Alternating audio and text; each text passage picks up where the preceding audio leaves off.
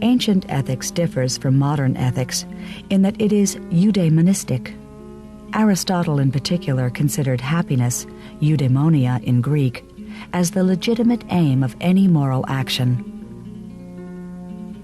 Aristotle identified three different kinds of goods that we strive for: external possessions, the goods of the body, and the goods of the soul. The most important are the goods of the soul, for the soul is the seat of reason. Reason for Aristotle is the highest part of man.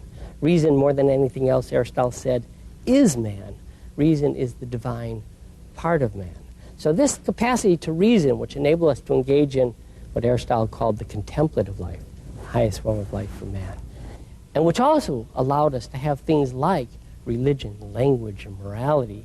This is part of what we need to develop in order to really achieve as we humans are capable of achieving.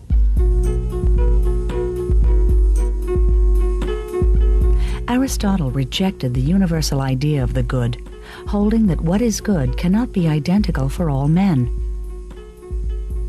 For each individual, the good is different in each activity and in each art. If the aim of medicine is health, the corresponding good is the healing of the patient. If the aim of strategy is victory, the corresponding good is the efficient handling of the military forces.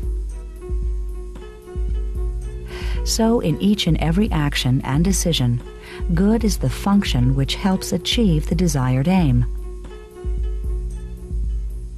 A good person performs reasonable actions, and the corresponding good is what we call virtue.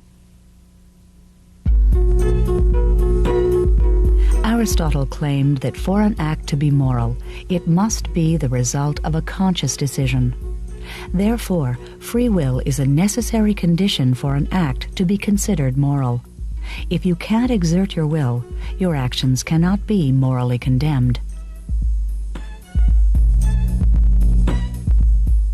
Aristotle has been found very attractive recently by ethical philosophers.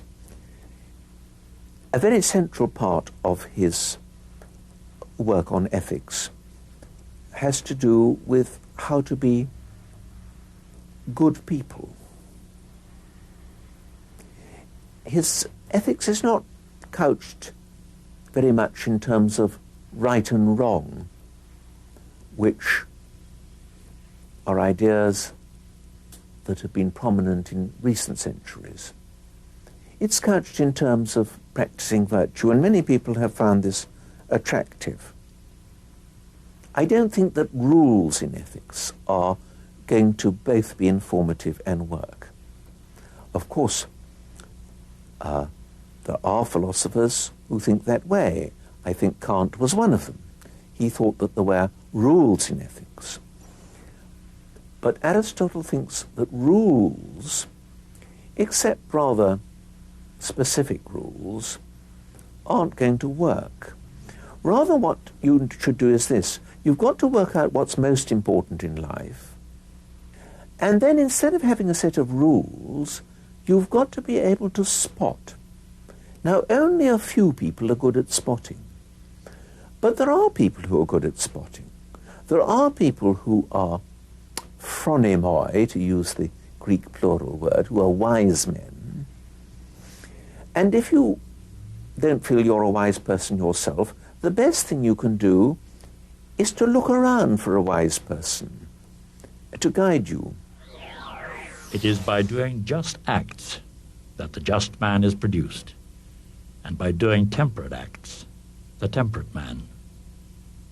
Without doing these, no one would have even a prospect of becoming good.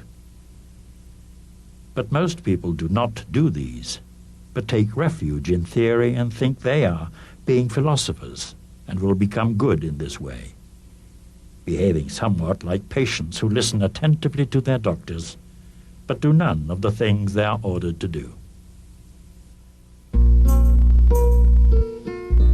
Aristotle also advanced the principle of the golden mean.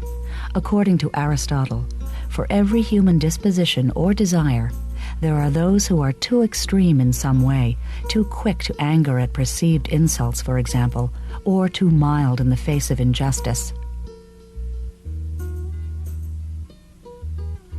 The virtuous character consists of finding the way of moderation that avoids the vice of both extremes.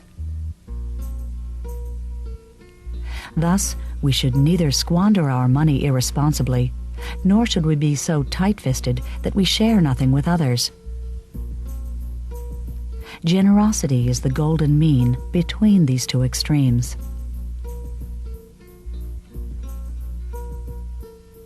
After Aristotle's death, his ideas were taken up by thinkers such as Epicurus, who rejected extreme hedonism and advocated instead for pleasure guided by the sobriety of reason.